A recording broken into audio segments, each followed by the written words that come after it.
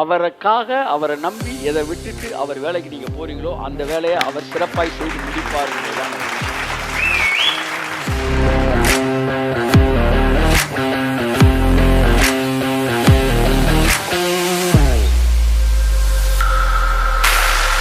அப்ப என்னை பிடிச்சதுக்கு ஒரு நோக்கம் இருக்கு. எல்லாம் சொல்லுங்க, நான் அவரை பிடிக்கல, அவர் தான் என்ன பிடிச்சிருக்கிறாரு.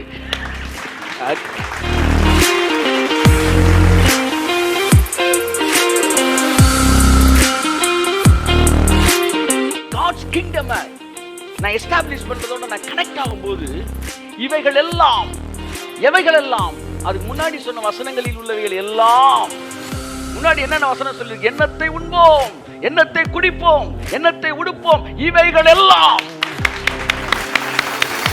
Praise God!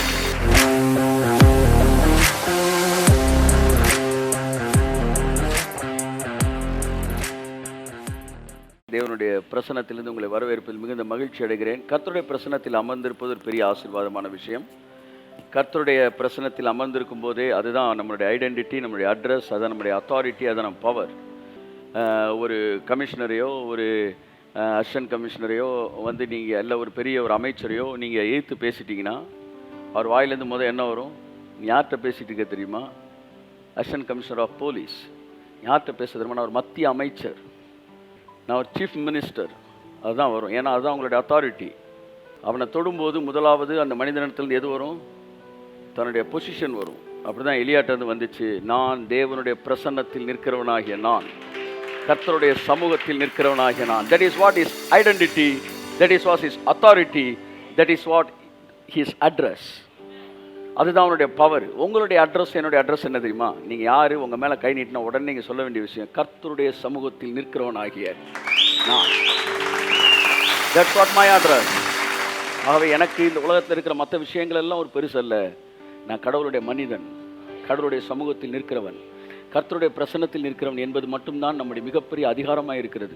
அதுதான் கபிரியலும் சொன்னான், வந்து கர்த்தருடைய சமூகத்தில் நிற்கிறவனாகிய நான். அவருடைய சமூகத்தில் நிற்கிறாள்ரா நான், நீ என்னை பார்த்து இது எப்படி ஆகும்னு கேட்டேன் நீனு அப்படின்னு கேட்குறாரு. அப்போ என் அன்புக்குரியவர்களே, அவரை ஒர்ஷிப் பண்ணுறதுக்காக அவர் சமூகத்தில் நிற்கிறவனுக்கு அவ்வளோ அத்தாரிட்டி இருக்குன்னா, அவர் பக்கத்தில் அவருடைய வலது பார்சத்தில் அமர்ந்திருக்கத்தக்க பாக்கியத்தை பெற்றிருக்கிற நாம் அந்த சமூகத்தை குறித்த பெருமையுடையவர்களாக, அந்த சமூகத்தை குறித்த அதிகாரமுடையவர்களாக நாம் இருக்க வேண்டும். ஏனென்றால் நாம் போகிற இடங்களில் எல்லாம் தாகோன் சிலைகள் உடைந்தது போல, உடன்படிக்கை பெட்டிக்கு முன்பாக யோர்தான் பிளந்தது போல, நீங்கள் போய் நிற்கும் போது நமக்கு எதிராக இருக்கிற எல்லா தடைகளும் பிரியும். நம்ம போய் நிற்கும் போது அது பிரியும். ஆமென். மேகத்தை ரதமாக்கி காற்றை செட்டைகளாக்கி வருவாராம் கர்த்தர். தேவன் மேகத்தை தான் ரதமாக்கி வருவாராம். யார் மேகம்? வேதம் சொல்கிறது, மேகம் போன்ற இத்தனை திரளான சாட்சிகள் நம்மை சூழ்ந்து நிற்க. யார் மேகம்? நாம் தான் மேகம். ஆகவே தேவன் எதை ரதமாக்கி வராரா? நம்மளை தான் ரதமாக்கி வராரு.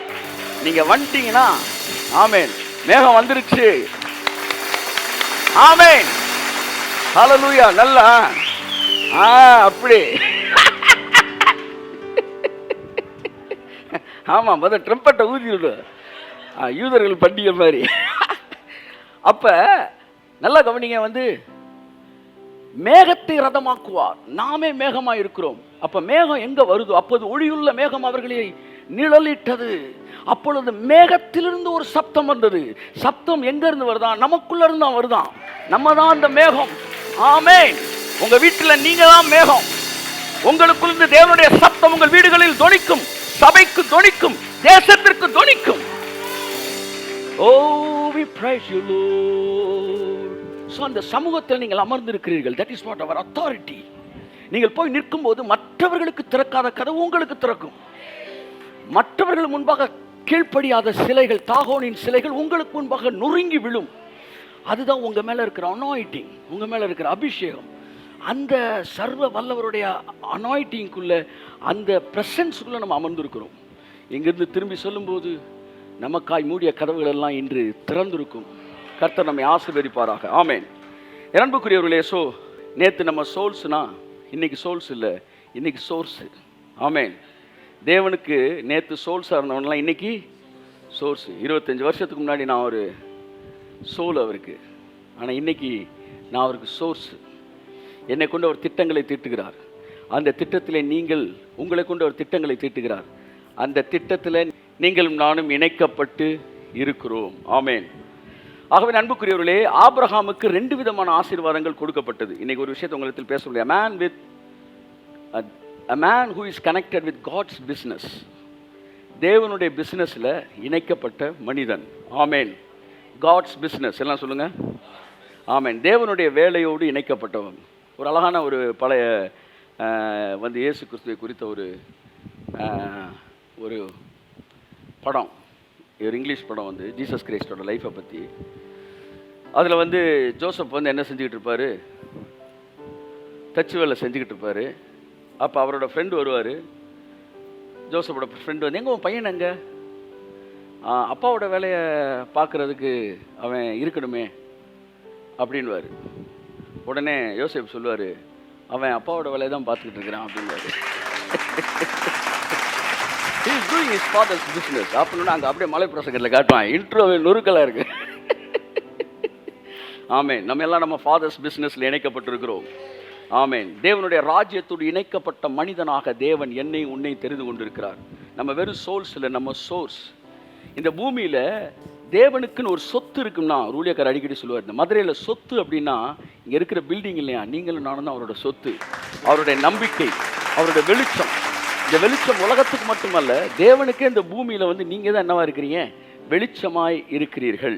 ஆகவே அன்புக்குரியவர்களே, ஒரே ஒரு வசனத்தை வாசித்து, how to be connected with God's business, how to keep ourselves being connected in God's business என்கிற குறித்து சில விஷயங்கள் உங்கள் மத்தியில் நான் பேச விரும்புகிறேன். வேதம் சொல்லுகிறது, இலவசமாய் கிருபையினாலே நாம் விசுவாசத்தை கொண்டு நீதிமான்கள் ஆக்கப்பட்டு இருக்கிறோம். அதான் நம்மளுடைய ஃபஸ்ட்டு ஸ்டேஜ். தேவன் நம்மளை நீதிமான்கள் ஆக்கி இருக்கிறார். என்றைக்கு நாம் கர்த்தராகிய இயேசு கிறிஸ்துவை சொந்த ரட்சகராக ஏற்றுக்கொண்டிருக்கிறோமோ அன்றைக்கே நாம் நீதிமான்களாக்கப்பட்டிருக்கிறோம். நாம் நீதிமான்களாக இருக்கிறதினால் வேதம் சொல்கிறது, பட்டணம் கலிகூரும் என்று வேதம் சொல்லுது. நீதிமான்கள் பெருகும்போது பட்டணம் கலிகூரும் என்று வேதம் சொல்கிறது. நாம் நீதிமானாக இருப்பது என்பது மட்டும் முழுமையான நம்முடைய முகவரி அல்ல, அதை தாண்டின முகவரிகள் நமக்கு இருக்கிறது. அதை குறித்து கொஞ்ச நேரம் உங்கள்கிட்ட நான் பேச விரும்புகிறேன்.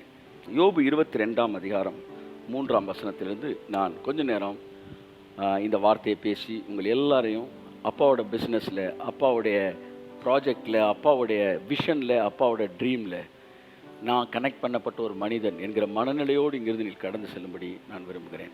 யோபு 22ஆம் அதிகாரம் 3ஆம் வசனம். நீர் நீதிமானாய் இருப்பதினால் சர்வ வல்லவருக்கு நன்மை உண்டாகுமோ? சர்வ வல்லவருக்கு நன்மை உண்டாகுமா? கேட்குறான், நீ நீதிமான் தான்பா, அதனால் அவருக்கு என்ன என் லாபம்?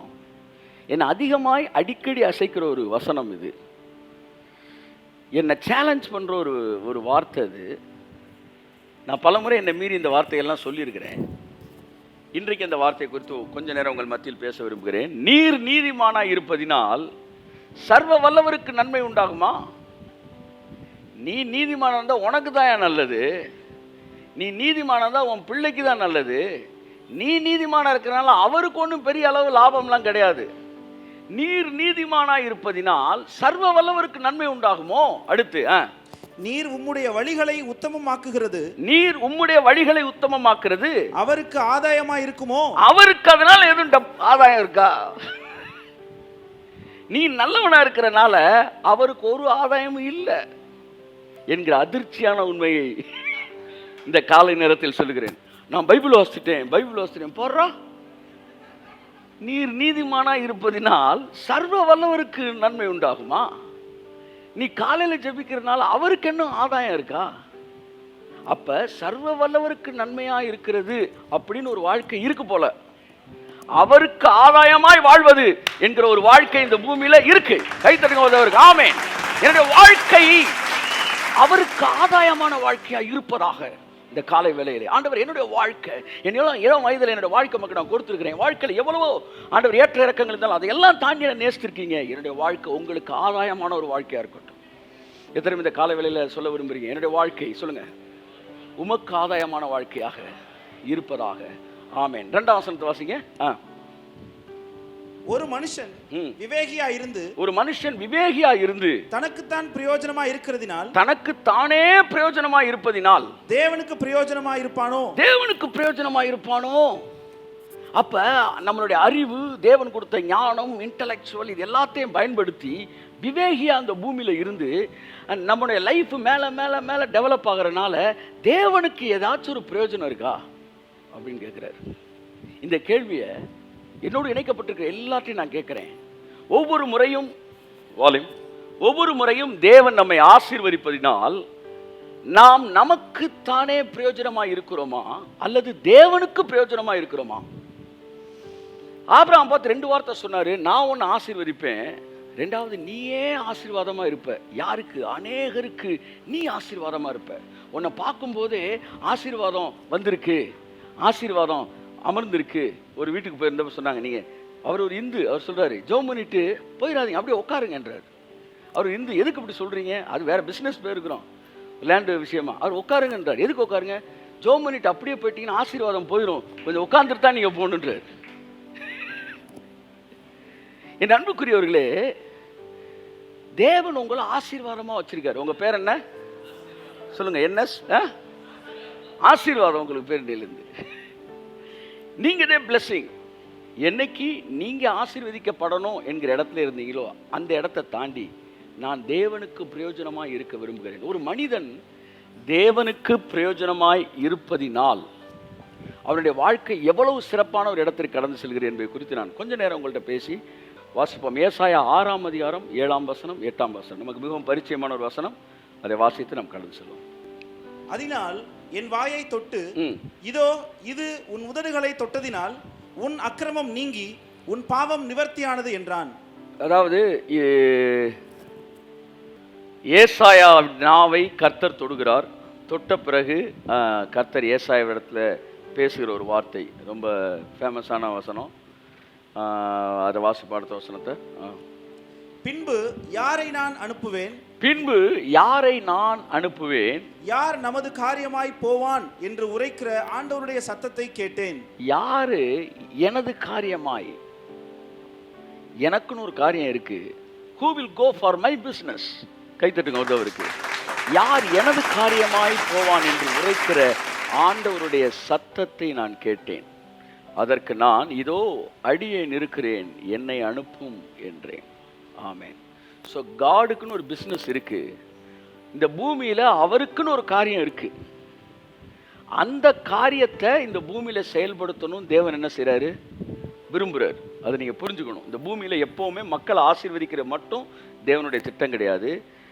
ஜனங்கள் மூலமாக, தான் தெரிந்து கொண்டவர்கள் மூலமாக அழைக்கப்பட்ட எல்லாரையும், இந்த உலகத்தில் இருக்கிற எல்லாரையும் ஆசீர்வதிக்க வேண்டும் என்பதுதான் தேவனுடைய ப்ராஜெக்ட். யூதர்களை அவர் தெரிந்து கொண்டதன் நோக்கமே யூதர்கள் மூலமாய் உலகத்தை பிளஸ் பண்ணணும் தான் அவருடைய ப்ராஜெக்ட், மிஷன். அப்போ உங்களை தேவன் தெரிந்து கொண்டதுக்கு ஒரு பெரிய நோக்கம் என்னன்னா, உங்களை ஆசீர்வதிப்பது மட்டுமல்ல, உங்கள் மூலமாய் இந்த முழு உலகத்தையும் ஆசீர்வதிக்க வேண்டும் என்பதுதான். அதனால தான் பாருங்க, எவ்வளவோ சூழ்நிலைகள் வேற மாதிரி இருந்தாலும் அடுத்து ஒரு ப்ராஜெக்டோட நான் உங்களை சந்திக்கிறேன். ஏன்னா நான் அவருக்கு பிரயோஜனமாக ஒன்றை செய்ய வேண்டும் என்று விரும்புகிறேன். மாற்றி சொல்கிறேன், நாம் அவருக்கு பிரயோஜனமான ஒன்றை செய்ய வேண்டும் என்று விரும்புகிறோம். அவருக்கு பிரயோஜனமானவர்களாய் இருக்க வேண்டும் என்று விரும்புகிறோம். என் கர்த்தர் சொல்றார், யார் நமது காரியமாய் போவார் அப்படின்னா, நமது காரியம், அவருக்குன்னு ஏதோ ஒரு காரியம் இருக்கு. அந்த காரியத்தோடு இணைக்கப்பட்ட மனிதர்கள் என்பவர்கள் மிக குறைவானவர்கள். தனக்காக தேவனை பயன்படுத்துகிறவர்கள் நிறைய பேர் இருக்கிறாங்க பூமியில. ஆனா தேவனுக்கு அவருடைய கனவு, 2 மிகப்பெரிய கனவு என் வாழ்க்கையில் இப்ப நிக்குது எனக்கு முன்னாடி. இம்மிடியட்டா நான் ஃபுல்ஃபில் பண்ண வேண்டியது.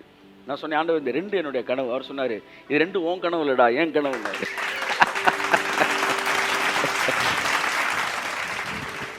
24 மணி நேரம் கிருபையை பற்றிய செய்திகள் தொடர்ந்து நம்முடைய ஊழியக்காரர்கள், நான் மட்டுமல்ல, கிருபையை பேசுகிற அநேகருக்குடைய களமாக அது மாறும். எல்லா கிரேஸ் பிரீச்சருக்கான களமாக இந்த டிவி என்ன செய்ய போகுது? இருக்க போகுது. அப்போ இது என்னுடைய கனவு அப்படின்போது கர்த்தர் சொன்ன, இது உன் கனவு இல்லை, இது என் கனவு. அப்போ நான் என் கனவை நிறைவேற்றுறதுக்கு இப்போ நான் ஒன்று வச்சிருக்கிறேன். சரி, அன்புக்குரியவர்களே, உங்களை தேவன் தம்முடைய கனவுகளை நிறைவேற்றுவதற்காக வைத்திருக்கிறார். நான் ரட்சிக்கப்பட்ட போது நான் என்னவா மாறுகிறேன்? அவருடைய கனவை நிறைவேற்றுகிறவனாய் மாறுகிறேன். என்னுடைய இடத்திலிருந்து, என்னுடைய என்னை எப்படி அவர் டிசைன் பண்ணியிருக்காரோ அந்த இடத்திலிருந்து நான் எந்த விதத்திலே நான் அவருடைய கனவை நிறைவேற்றுகிறவனா இருப்பேன் என்கிற இடத்தில் நான் வைக்கிறேன் இங்கே என்பதை நான் சிந்திக்கிறேன். நான் எந்த விதத்தில் அவருடைய கனவை நிறைவேற்றும்படி என்னை படைத்திருக்கிறார் என்பதை புரிந்து கொண்டவனாய் அந்த கனவிலே நான் இணைக்கப்பட்டவனாய் இருக்கிறேன். நான் உங்கள் எல்லாருக்காகவும் பேசிகிட்டு இருக்கிறேன். ஸோ சபையானது சபைக்கு ஆசீர்வாதமாக இருப்பதற்காக கூடவில்லை, இந்த உலகத்திற்கு ஆசீர்வாதமாக இருப்பதற்காக கூடுகிறது. அதனால பைபிள் சொல்லுது, அவருடைய அனந்த ஞானம் சபைக்கு வெளிப்படுத்தப்படும் பொருட்டாக அல்ல, சபையின் மூலமாக வெளிப்படும் பொருட்டாக. இந்த உலகத்துக்கே தன்னுடைய அனந்த ஞானத்தை தேவன் சபை மூலமாக கொண்டு போறாராம். அப்ப சபை தான் அவருடைய சேனல். அவரை குறித்த வெளிப்பாடுகளை உலகத்துக்கு கொண்டு போறது சபை. அவருடைய ஆசீர்வாதங்களை உலகத்திற்கு கொண்டு போவது சபை. அவருடைய ஹீலிங்ஸ் இந்த உலகத்துக்கு கொண்டு போறது சபை. அவருடைய ப்ராஸ்பெரிட்டியை உலகத்துக்கு கொண்டு போறது சபை. சபை தான் உலகத்துக்கு சேனல். ஆகவே சபை என்பது இந்த இடத்துல ஒரு சபை இருக்குன்னா இங்க இருக்கிற ஒரு 500 பேர் 1000 பேர் ஆசீர்வதிக்கப்படுறதுக்கு இல்லை.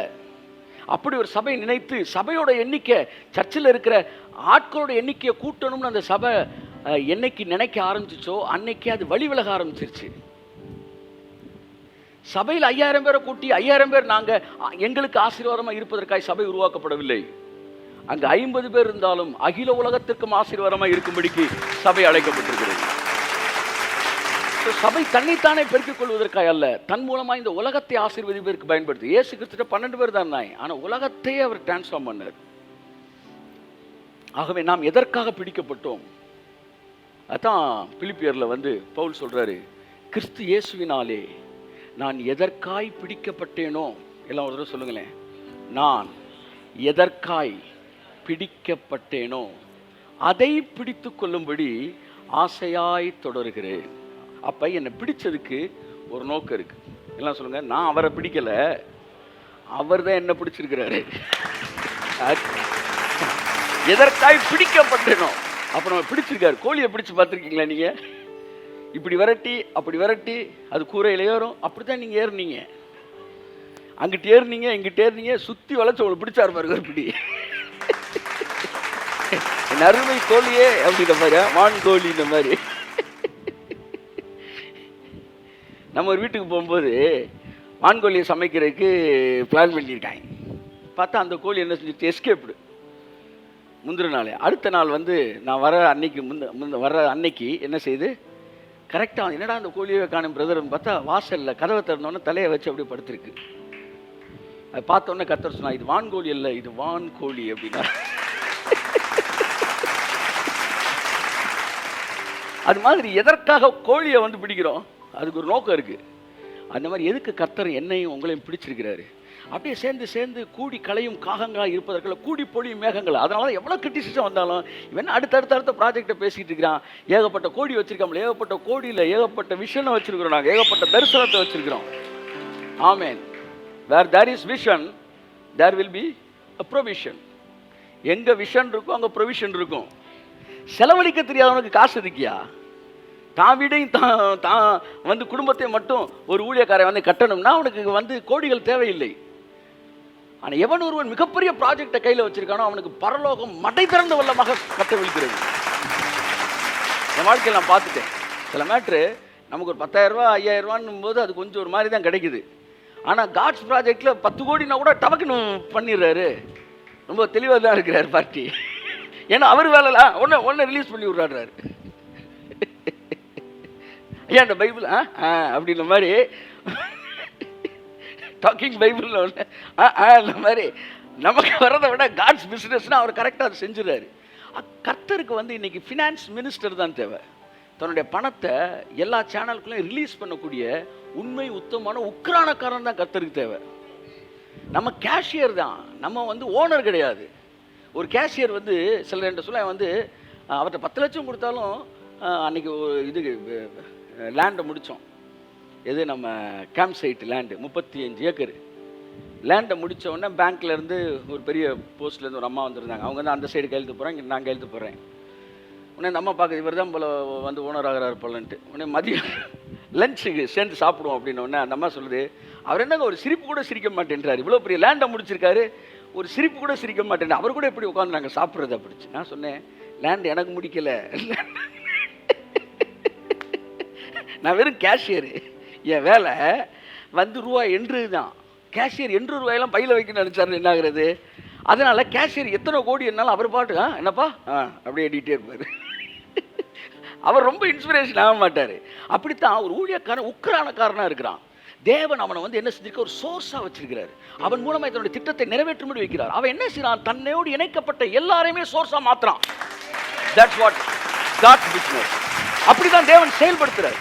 அப்போ எவன் ஒருவன் சோர்ஸாக இருக்கிறானோ அவன் எல்லாருமே சோர்ஸாக மாற்றுறான். அப்போ இங்கே தேவன் கேட்காரு, யார் எனது காரியமாய் போவார்? அந்த சத்தத்தை ஏசாயா கேட்டப்போ ஒட்டஞ்சிட்டான். ஆண்டவரே, உங்களுக்குன்னு ஆசை இருக்கா? உங்களுக்குன்னு கனவு இருக்கா? உங்களுக்குன்னு வந்து விருப்பங்கள் இருக்கா என்பதே ஏசாயாக்கு அப்பதான் தெரியுது. நீங்க இன்னும் கொஞ்சம் நெருங்கி போனா நீங்க ஆராதிக்கிற தேவனுக்கும் ஆசை இருக்கிறத, கனவு இருக்கிறத உங்களால பார்க்க முடியும். நாம் இந்த பூமியிலே தேவனுடைய கனவுகளை நிறைவேற்றும்படிக்கு நாம் பிடிக்கப்பட்டிருக்கிறோம்.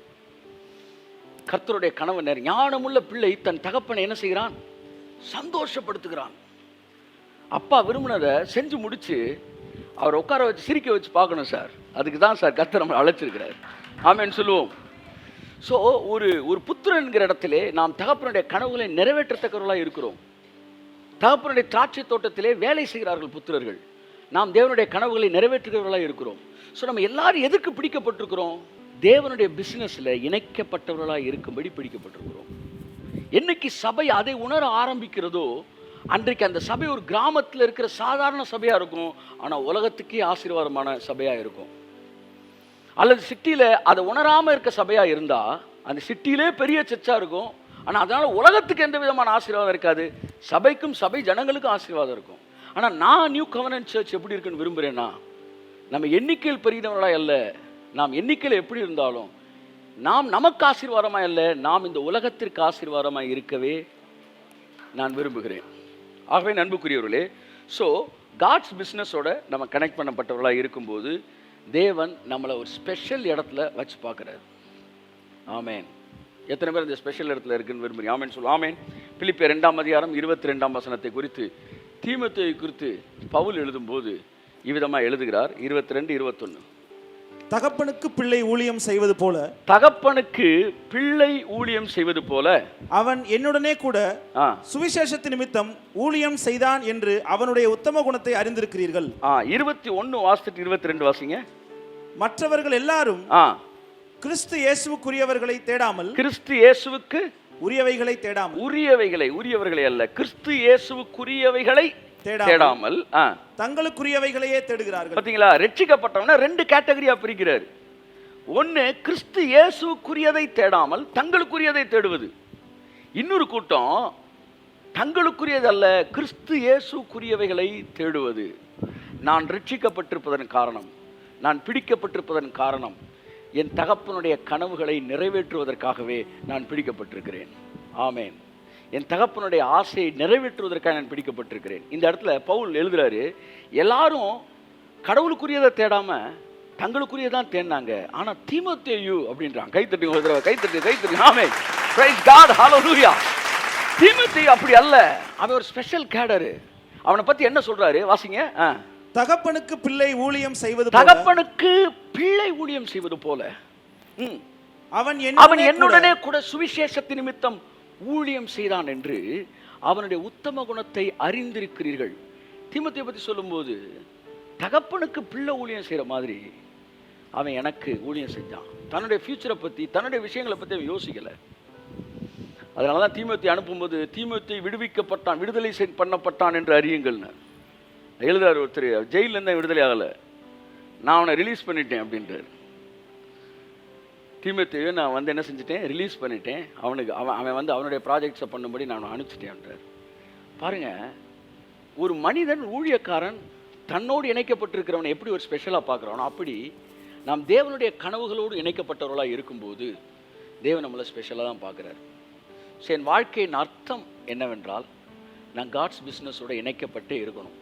அப்படி இணைக்கப்பட்டவனாக இருக்கும்போது தேவன் என்னுடைய வாழ்க்கைக்கு தேவையான எல்லாவற்றையும் ஒரு சாதாரணமாக தனக்குத்தானே வாழ்கிறவனுக்கு நிறைவேற்றுவதை விட மிகவும் அதிகமாகவே தேவன் எனக்கு நிறைவேற்றுகிறார். ஆமேன். என் வாழ்க்கையில் லைஃப்பில் செட்டில் ஆகணும்னு நினச்சவங்க எல்லாம் இன்றைக்கி செட்டில் ஆனாங்களான்னு தெரியாது. ஆனால் தேவனுக்கு ஊழியம் செய்யணும்னு நினச்சாலாம் செட்டில் ஆகிருக்கிறாங்க. திரும்பி நீங்கள் தேவனுக்காக ஒன்று செய்யணும்னு நினைக்கும்போது திரும்பி பார்த்தா நம்ம லைஃப் செட்டில் ஆகிடும். அவருக்காக அவரை நம்பி எதை விட்டுட்டு அவர் வேலைக்கு நீங்கள் போகிறீங்களோ அந்த வேலையை அவர் சிறப்பாய் செய்து முடிப்பாருங்க தான்.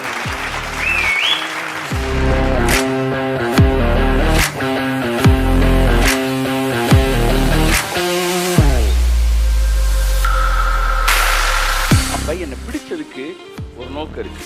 எல்லாம் சொல்லுங்க, நான் அவரை பிடிக்கல, அவர் தான் என்ன பிடிச்சிருக்கிறாரு.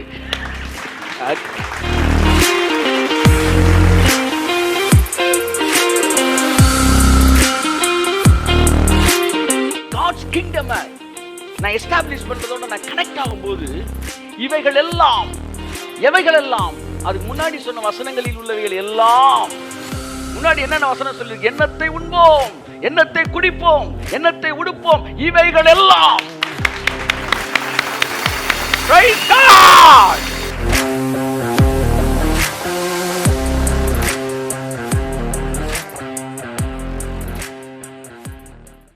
ரெண்டு விஷயங்களை நான் உங்களுக்கு சொல்லி முடிக்க விரும்புகிறேன்.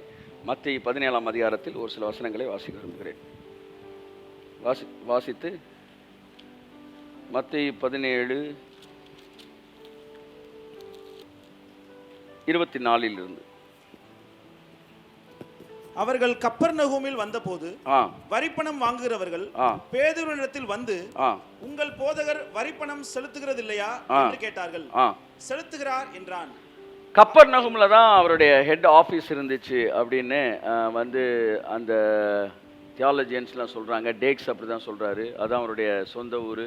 அங்கே வரிப்பணம் செலுத்தக்கூடிய இடத்துல வந்து வரிப்பணம் அங்கே தான் அவர் செலுத்த வேண்டியிருந்துச்சு. கப்பர்நகூமுக்கு அவர் வராரு, அடிக்கடி கப்பர்நகூம் வராரு. ஏன்னா அங்கே தான் வந்து அவருடைய மெயின் ஆஃபீஸ் இருந்துச்சு.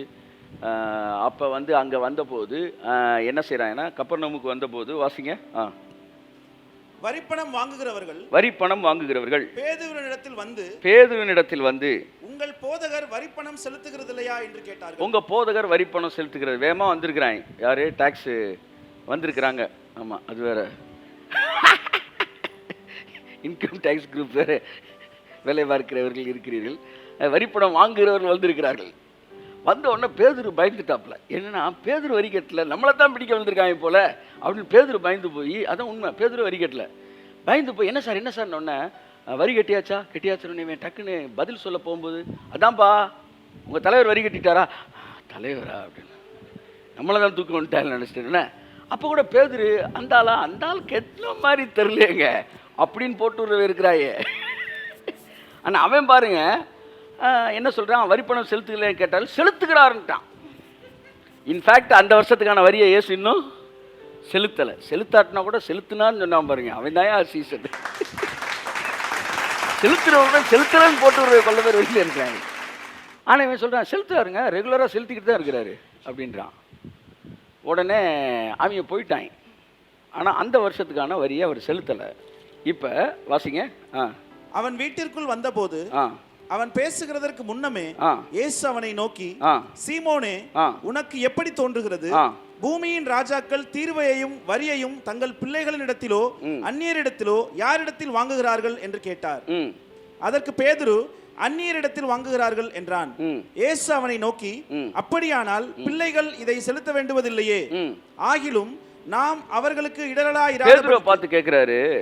பேதுருவே, இந்த வரியெல்லாம் வந்து பொதுவாக ராஜாக்கள் தான் மக்கள்கிட்ட வாங்குறாங்களா, வெளிநாட்டிலேருந்து வரவன்கிட்ட வாங்குறாங்களான்னு கேட்கும்போது அது சொல்கிறான், அந்நியர்கள்ட்ட வாங்குறாங்க. நம்ம அந்நியர் கிடையாது, நம்ம சொந்த நாட்டில் தான்டா இருக்கிறோம். பாலிடிக்ஸ் பேசுகிறாரு பாருங்க. சொல்லப்போனால் வரியை ரோமர்கள் தான்டா நமக்கு கொடுக்கணும். ஆனால் நம்ம ஊரில் வந்து நம்மள்கிட்ட வரி வாங்குறான், ரோமர் வாங்குறான். அதனால் நம்ம செலுத்த வேண்டியது இல்லை, நம்ம செலுத்த வேண்டிய அவசியம் இல்லை அப்படின்றாரு. அதான் ஒரு இடத்துல இருக்கிறாங்க, ராயனுக்கு வரி செலுத்துவது நியாயமான்னு கேட்குறாங்க. இந்த இடத்துல சொல்றாரு செலுத்த வேண்டிய அவசியம் இல்லை, ஆனாலும் அவன்கிட்ட ஆர்கியூ பண்ணாத. இந்த மாதிரி தீமையான காரியங்களுக்கு அநியாயமாக காசு கேட்கும்போது நம்ம பையிலேருந்து எடுத்துறக்கூடாதா, மீன்ட்டு இருந்தாண்டு எடுத்துறணுன்றாரு. இப்போ என்ன செய்கிறாரு, ஒரு சூப்பர் நேச்சுரலாக வந்து மணி அங்கே வருது, நேராக மீனை பிடி, மீன் வாயிலேருந்து பணத்தை எடு, அவனுக்கு கொடுத்துருன்றாரு. அப்படின்னா எப்பெல்லாம் அநியாயம் தெரிஞ்சு சில நேரம் நீங்கள் சட்டத்துக்கு உட்பட்டு அதை செய்யணும் முடிவெடுக்கிறீங்களோ அப்பெல்லாம் சூப்பர் நேச்சுரலாக உங்களுக்கு பணம் வரும். கை தட்டுங்க. ஆமேன், ஆமேன். நீங்கள் ஐயோ இது அநியாயம், நான் செலுத்த முடியாதுன்னு போய் பஞ்சாயத்து பண்ணாதீங்க. ராயன் வரி செலுத்துன்னு என்ன செஞ்சுருங்க. அதான் யோசிச்சு, ரோமர்கள்லாம் அந்நிய நாட்டிலேருந்து வந்து வரி வாங்கியிருக்காங்க. நம்ம ஊர்லேருந்து தான் கேட்குறாங்க, கொடுத்துருவோம் பாவம். வந்து நம்ம கவர்மெண்டெல்லாம் வந்து பிரிட்டிஷ் கவர்மெண்ட் கிடையாது, இந்தியன் கவர்மெண்ட்டுக்கு தான் கொடுக்குறோம்.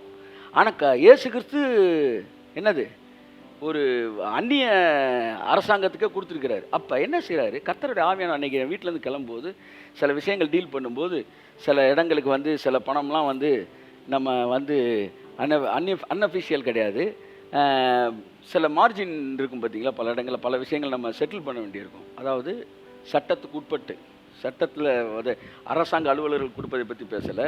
இடையில இப்போ நீங்கள் சாதாரணமாகவே வந்து என்ன சொல்கிற வந்து இப்போ நீங்கள்க்குள்ளே ஒரு லேண்ட் ஒன்று பார்த்தோம் சர்ச்சுக்கு. அந்த லேண்டோடைய ரேட்டு 1.5 கோடி. கொஞ்ச நாள் அந்த புரோக்கர் அது 2.5 கோடி ஆகிட்டார். இந்த எக்ஸ்ட்ரா இருக்கிற 1 கோடி நேராக வந்து ஓனருக்கு போகாது. அது எங்கே தான் போகுது, இடையில இருக்கல. லேண்டை கொடுக்குறவனுக்கு 1.5 கோடி, வாங்குறவனுக்கு 1.5 கோடி. எதுக்கு சர்ச்சு லேண்டுக்கு பேசும்போது. ஆனால் இடையில நிற்கிறவனுக்கு சாலிடாக. சில நேரங்களிலே நீங்கள் ஆனால் இப்போ நம்ம முடிக்கலன்னா நம்ம சுற்றி இருக்கிறவங்க ரொம்ப ஃபெய்த்ஃபுல்லான குரூப்பு, ரொம்ப நல்லவர்களாக நம்ம டீம் எல்லாமே அப்படி ரொம்ப ஃபெய்த்ஃபுல்லாக போயிட்டுருக்கு. பட் செக்குலர் வேர்ல்டில் உலகம் அப்படி இருக்குது. இப்போ நல்லா நீங்கள் கவனிங்க, இந்த உலகத்துக்குள்ளே நீங்கள் போகும்போது பல நேரங்களில் நீங்கள் விரும்பாத சில நேரங்களில் சில செட்டில்மெண்ட் பண்ண வேண்டிய வரும். அப்போல்லாம் நீங்கள் ஆர்கியூ பண்ணாதீங்க, நீங்கள் தேவனை நம்புங்க. தேவன் அதுக்கெல்லாம் உங்களுக்கு வலிக்கவே வலிக்காமல் சூப்பர் நேச்சுரலாக ஒரு விதத்தில் உங்களுடைய பணத்தை அவர் சந்திப்பார். அப்படின்னு வீட்டிலேருந்து கிளம்பும்போது ஒய்ஃப் சொன்னாங்க. அதனால் எப்போவுமே நீங்கள் வந்து நான்லாம் வந்து ஒரு 1000 ரூபா இறக்குறதுனாலே வந்து என்கிட்டருந்து வாங்குறது பெரிய கஷ்டம். அப்படின் போது ஒரு ப்ராஜெக்ட் பண்ண போறீங்க, உங்கள் மைண்டில் இந்த செட்டப் வச்சுக்கணும். நீங்கள் ஜெனரஸாக இருக்கணும். ஏன்னா இந்த இடத்துல இயேசு கிறிஸ்து வரி செலுத்துவது நியாயமே இல்லை ரோமனுக்கு, ஆனாலும் வரி செலுத்தினார். அத்தகைய மனநிலையுடையவர்களாக இருக்க வேண்டார். இப்போ மேட்ரு அது கிடையாது, மேட்ரு நம்ம இங்கே வருவோம். அப்போ இயேசுக்கு சொல்ல, நீ போய் ஒரு மீனை பிடி, அந்த மீனோட வாயை திறந்து அது வாயில் ஒரு வெள்ளிப்பணம் இருக்கும், அதை எடுன்றார். என்ன சொல்ல வராரு, பேதுரு என்ன நினச்சிக்கிட்டு இருந்திருப்பான் மனசில், நம்ம வரியவே கட்டலை, நம்ம வீட்டு வாடகையே கட்டலை, இவர் அதுக்குள்ளே டிவியை தொடங்குறேன், நம்ம டிவிக்கு பிக்சர் டிவி போனதே இன்னும் மாட்டாமல் இருக்கிறோம், அதுக்குள்ளே இவர் டிவி ஸ்டேஷன் ஆரம்பிக்கிறேன்னு இவருக்கு பஞ்சாயத்து வேறு தொடங்கிட்டாரா. தொடங்கின வாரமே ஒரு ப்ராஜெக்டோடு தான் வராரு. ரெட்டி சுற்றிக்கிட்டே ரவுண்ட்ஸ்லேயே தான் இருப்பார் போல மாதிரி, இவர் ப்ராஜெக்ட்லேயே தான் இருப்பார் போல. ஆமாம், நான் காட்ஸ் பிஸ்னஸோட கனெக்ட் ஆனவேன், நான் எப்போவுமே காட்ஸ் பிஸ்னஸ் தான் பேசுவேன் நான். அப்போ பேதுரு யோசிச்சுட்டு இருக்காரு, நம்ம வரியே கட்டலை, இந்த நேரத்தில் போய் நம்மளை மீன் பிடிக்க ஏகப்பட்ட வேலையை செஞ்சுக்கிட்டு இருக்கிறாரு, சொல்லிக்கிட்டு இருக்கிறாரு. நம்ம மாமியாரே நம்ம மேலே ஏகப்பட்ட கடுப்பில் இருக்குது, அது வேறு பிள்ளையை ஒழுங்காக பார்க்காம அங்கிட்டுங்க நம்ம வரி இது கரண்ட் பில்லு கட்ட சொன்னால் போக மாட்டேன்னா எங்கேயா கையில் நோட்டை இது பில்லோட போயிட்டுருக்கான், அவன் அந்த அளவுக்கு தான் நீ வேலை வைப்பையா அப்படின்னு வாங்கல சில வீட்டில் அந்த மாதிரி. உடனே இயேசு கிறிஸ்து என்ன செய்கிறாரு, நீ போய் மீன் அப்படின்னு சொல்கிறப்ப அவன் அமைதியாக கேட்டுக்கிட்டே இருக்கிறான். தனக்கு லைஃப்பில் ஒரு செட்டில்மெண்ட் இன்னும் முடியலை, ஆனால் காட்ஸ் பிஸ்னஸை இப்போ அவர் பேசிக்கிட்டு இருக்கிறாரு. ரொம்ப அழகான வார்த்தை வந்து அவர் சொல்கிறாரு. அவர் சொல்லும்போது இவன் கேட்டுக்கிட்டு இருக்கிறான். அப்போ அவர் சொல்கிறாரு, இவன் வேலையே செட்டில் ஆகாமல் இருக்கும்போது அப்போ அவர் வேலையை செட்டில் பண்ண சொல்லி இவனுக்கு ஒன்று சொல்லிகிட்டு இருக்காரு. நீ போய் மீனை பிடி, அதில் வாயிலேருந்து வெள்ளி பணத்தை எடுத்து அதை எனக்கும் உனக்கும் வரி கட்டிருந்தார். கையை ஆமென். எப்படி யோசிச்சாரு பாருங்க, எப்படி கடவுள் பாருங்க. அந்த வசனத்தை வாசிப்பா. நாம் அவர்களுக்கு இடலராய் இராதபடிக்கு நீ கடலுக்கு போய் தூண்டில் போட்டு முதலாவது அகப்படுகிற மீனை பிடித்து அதன் வாயை திறந்து பார், ஒரு வெள்ளி பணத்தை காண்பாய், அதை எடுத்து எனக்காகவும் உனக்காகவும் அவர்களிடத்தில் கொடு என்றார். அந்த பணத்தை எடுத்து எனக்கு கட்டுன்னு சொல்லல, நீ உனக்கு வரி கட்டலன்றது எனக்கு தெரியும், எனக்கு பார்க்குற வேலையிலேயே உனக்கு செட்டில்மெண்ட்டும் முடிஞ்சிடும் அப்படின்றார். என் இளம் வயதில் இந்த பக்கத்தை படித்தப்போ கர்த்தர் என்ற சொன்னார், நீ எனக்கு வேலை பார்த்தீங்கன்னா ஏன் ட்ரீம் மட்டும் செட்டில் ஆகாதரா, அதிலே ஓன் ட்ரீமும் செட்டில் ஆகிரும், ஓன் லைஃப் செட்டில் ஆகிரும். உங்களுக்கு ஒரு ரகசியத்தை சொல்கிறேன், அவருக்காக நீங்கள் ஓடுனீங்கன்னா உங்களுக்காக செய்ய வேண்டியதை அவர் செய்யாமல் விடவே மாட்டார். அவருக்காக ஓடினவர்கள் யாரும் தான் லைஃப்பை மிஸ் பண்ணதா சரித்திரமே இல்லை. ஸோ பேதுரு அங்கே போய் அவருக்காக ஒரு வேலை செய்ய போன போது அவனுடைய லைஃப்பை அவனுடைய வரியையும் அதே வேலையில் கட்டி தீர்த்தார். நான் உங்களுக்கு சொல்லுகிறேன், நீங்கள் காட்ஸ் பிஸ்னஸோடு இணைக்கப்பட்ட ஒரு மகனாக இருப்பீங்கன்னா உங்கள் லைஃப்பை பற்றி எழுதி கொடுக்குறேன். நீங்கள் கவலைப்பட வேண்டிய அவசியமே இல்லை. ஏன்னா உங்கள் வாழ்க்கைக்கான செட்டில்மெண்ட் அவர் பொறுப்பெடுப்பார். கர்த்தருக்காக ஒரு விஷயத்தை எந்த எதிர்பார்ப்பு நம்ம செய்யும்போது நீங்கள் திரும்பி பாருங்களேன், உங்கள் லைஃபு தனக்காக ஓடியவர்களை விட அதிகமான உயரத்தில் நீங்கள் செட்டில் ஆகிருப்பீங்க. இந்த காலை வேளையில் உங்களுக்கு ஒரு ப்ராமிஸாக நான் சொல்கிறேன், சின்ன லெவல்லையே பெரிய லெவல்லையே ஆண்டவர் உங்கள் பிஸ்னஸில் நான் கனெக்ட் பண்ணுறேன் ஆண்டவரை நீங்கள் சொல்லும்போது உங்கள் லைஃப்பில் அது வரைக்கும் வராத விஷயங்கள் எல்லாம், அது வரைக்கும் ஓப்பன் ஆகாத கதவெல்லாம் அதுக்கப்புறம் ஓப்பன் ஆக ஆரம்பிக்கும். உங்கள் லைஃப்பில் அதை கண்ணார நீங்கள் பார்ப்பீங்க, உங்கள் கையால் அதை தொடுவீங்க. எவ்வளோ பெரிய தேவன், அவருக்காக நான் நினைக்கப்பட்ட போது என் வாழ்க்கையை அவர் ஆசீர்வதித்திருக்கிறார் என்று சொல்லுவீர்கள். இன்னொரு எடுத்துக்காட்டை நான் சொல்லி முடிக்கிறேன்.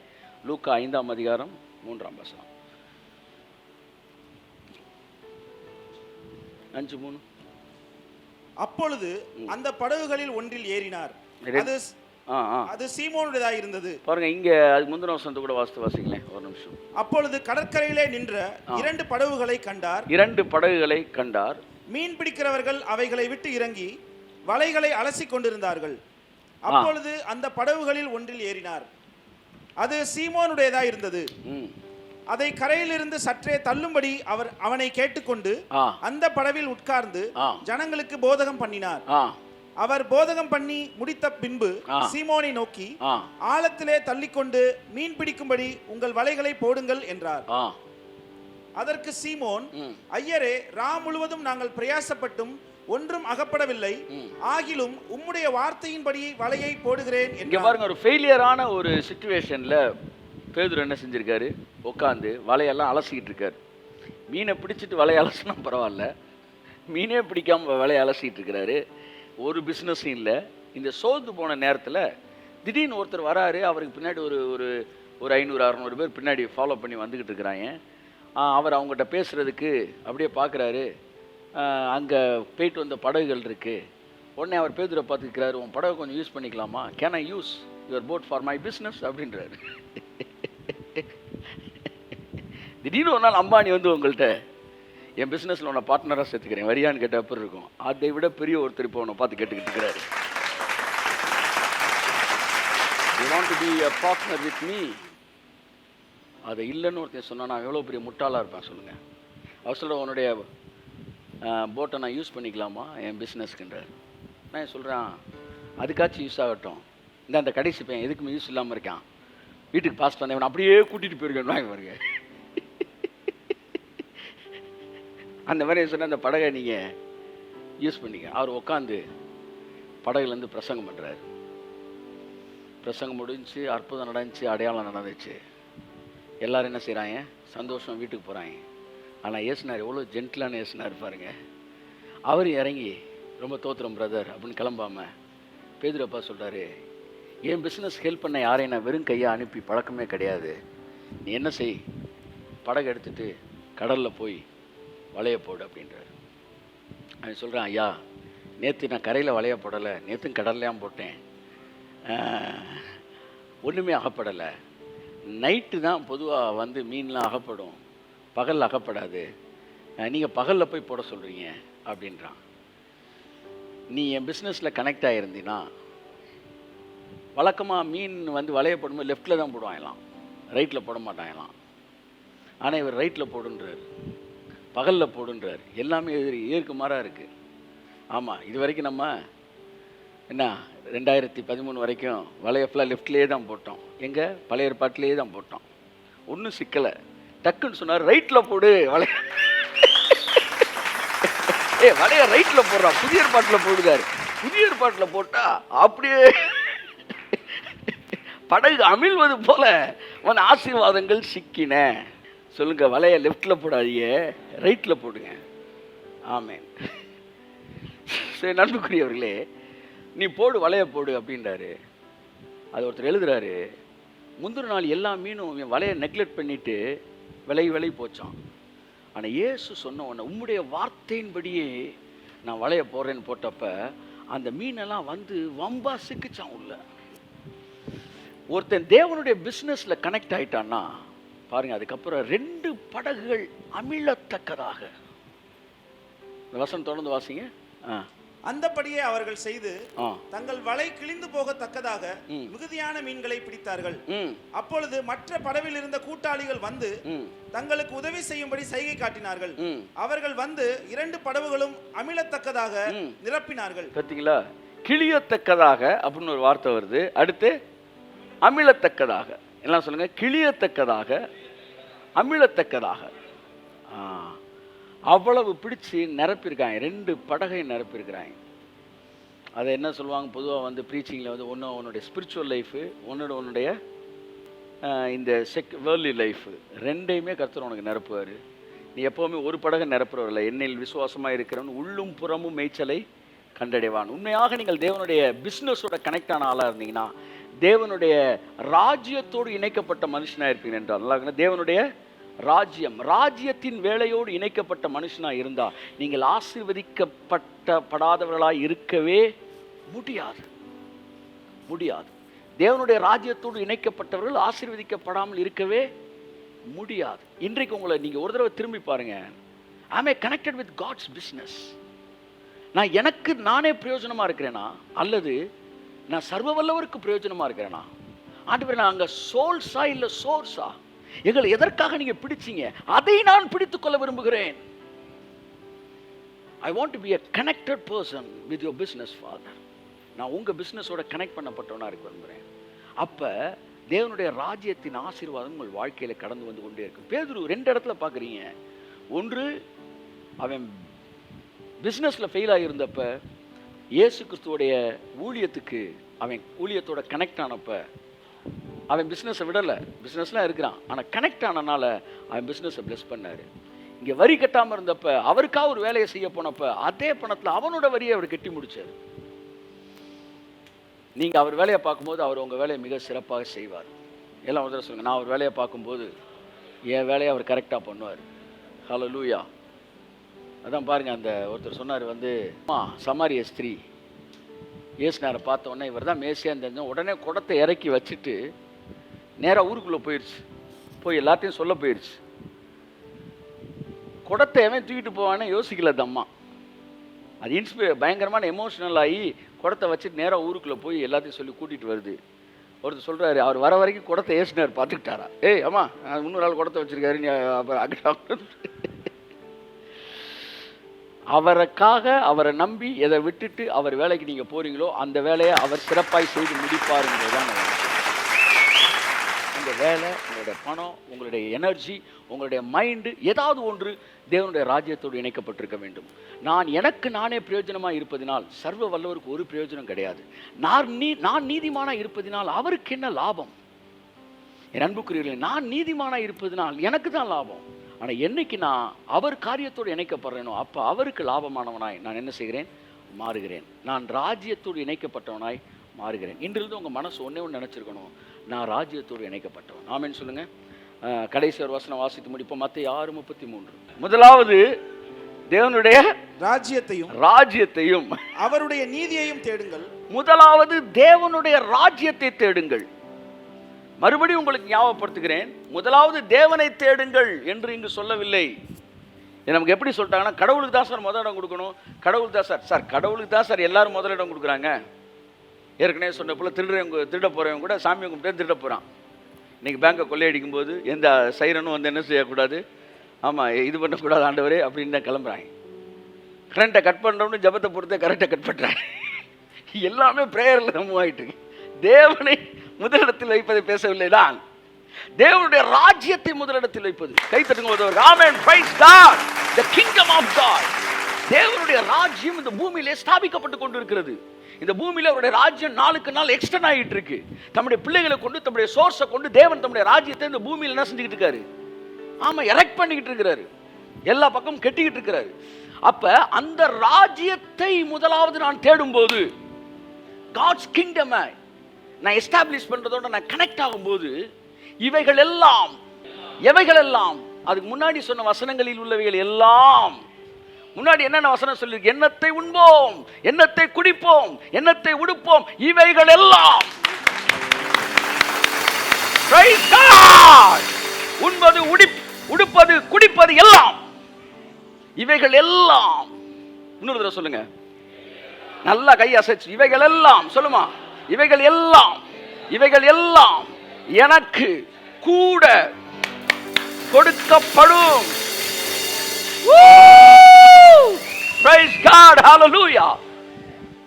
The man who is connected with the kingdom of God or God's business, அவனுக்கு எல்லாத்தையும் கர்த்தர் என்ன செய்றாரு? கூட கொடுக்கிறார்.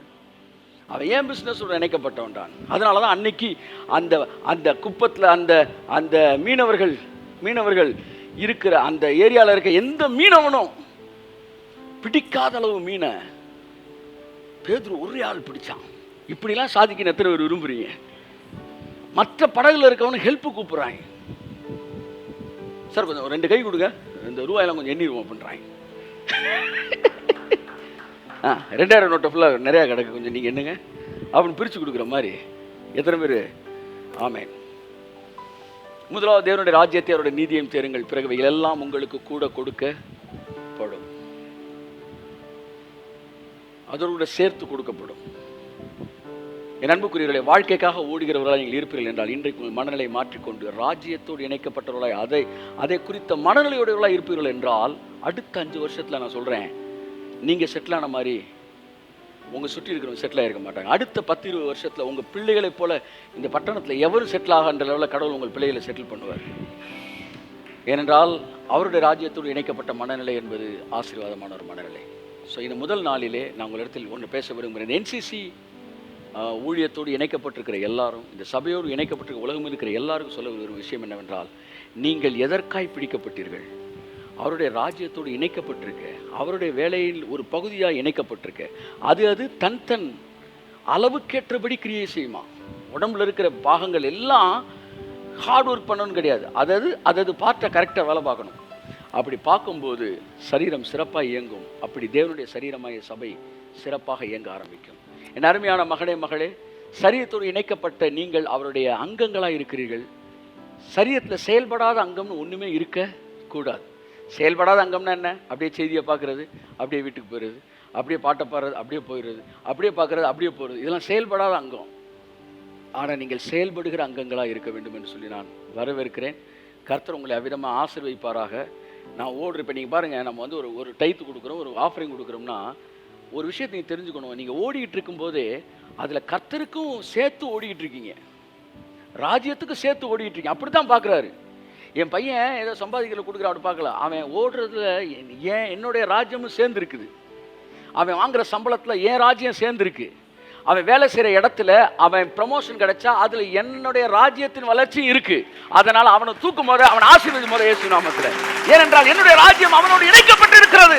அவனுடைய பிசினஸ்ல என்னுடைய ராஜ்யம் இணைக்கப்பட்டிருக்கிறது. அவனுடைய வளர்ச்சியில் என்னுடைய ராஜ்யம் இணைக்கப்பட்டிருக்கிறது. உங்களுடைய லாபம் அது தேவனுடைய லாபமாய் மாறுகிறது. ஹல்லேலூயா. தேவனுடைய பார்ட்னராக நாம் இருக்கிறோம். எனக்கு தெரியும், இயேசுநாதர் பார்ட்னராக இருக்கிற எந்த பிஸ்னஸ் ஒரு நாளும் உட்காராது. அதனால் நம்ம பிஸ்னஸ் ஒரு நாள் உட்காராது. ஆமாம். ஒருத்தர் கேட்டார், இவ்வளோ பெரிய ப்ராஜெக்ட் பண்ணுறீங்க, செகண்ட் லைன் என்ன உங்களுக்கு? எப்படி உங்களால் வந்து சப்போஸ் ஸ்லிப் ஆனால் அடுத்து என்ன அப்படின்னு? ஸ்லிப் ஆகாது. ஏன் ஆகாது? என் கூட பார்ட்னராக இருக்கிறவர் இயேசுநாதர். ஆமாம். இந்தியன் மற்ற இந்த நாட்டு கவர்மெண்ட் உட்காரலாம், ஆனால் நம்ம கவர்மெண்ட் உட்காராது. ஆமேன். இருக்கிறவனுக்கெல்லாம் சேலரி ஸ்கேலு கூடிக்கிட்டே தான் போகும். நீதிமானின் பாதை நண்பகல் வரைக்கும் பிரகாசிக்கிற பாதையாக இருக்கும். உங்கள் பாதையும் என்னுடைய பாதையும் அவ்விதமாக இருக்கும். ஆகவே நண்புக்குரியவர்களே, தேவனுடைய ராஜ்யத்தில் கனெக்ட் பண்ணப்பட்டவர்களாக இருங்கள். எத்தனையோ கோடி பேர் இந்த செய்தியை கேட்க போகிறார்கள். அதுக்கப்புறம் அது சேட்டலைட்டாக மாறப்போகுது. ஸோ இதற்கென்று இணைக்கப்பட்டவர்களாக உங்கள் மனதில், ஆண்டவரே நான் அந்த சேனல் ஆசீர்வதிக்கப்படணும்னு விரும்புகிறேன், நான் ப்ளஸ் பண்ணுறேன். ஸோ நான் என்ன விரும்புகிறேன், எப்போவுமே கடவுள் என்கிட்ட சொல்லுவார், ஒரே ஆளாக நான் ஒரே டைம் உன்ட்ட செட்டில் பண்ண முடியும் ஜஸ்டின், ஆனால் நீ மட்டும்தான் என்கிட்ட கனெக்ட் ஆகிற பிஸ்னஸில். ஆனால் என் பிஸ்னஸில் நான் ஒவ்வொருவரையும் கனெக்ட் பண்ண விரும்புகிறேன். அதன் மூலமாக அவங்க வாழ்க்கையில் அந்த ஆசீர்வாதம் வர்றதை அவர்கள் ருசிக்க விரும்புகிறேன். அவர்கள் வாழ்க்கையில் அந்த வசனம் உண்மையானது என்பதை அவர்கள் அனுபவிக்க நான் விரும்புகிறேன். ஒன்று புரியுதா? நீங்கள், நான் நிறைய நேரம் பார்ப்பேன், வந்து ஏன் தேவனுக்கு ஒரு செக்கில் முடிக்க முடியாதா? கட்டாயம் முடியும்.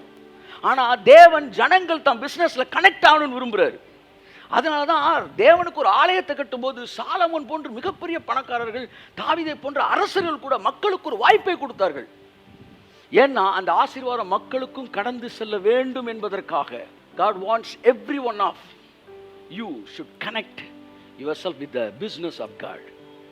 ஆகவே அந்த வாய்ப்பை நாம் பயன்படுத்திக் கொள்வோம்.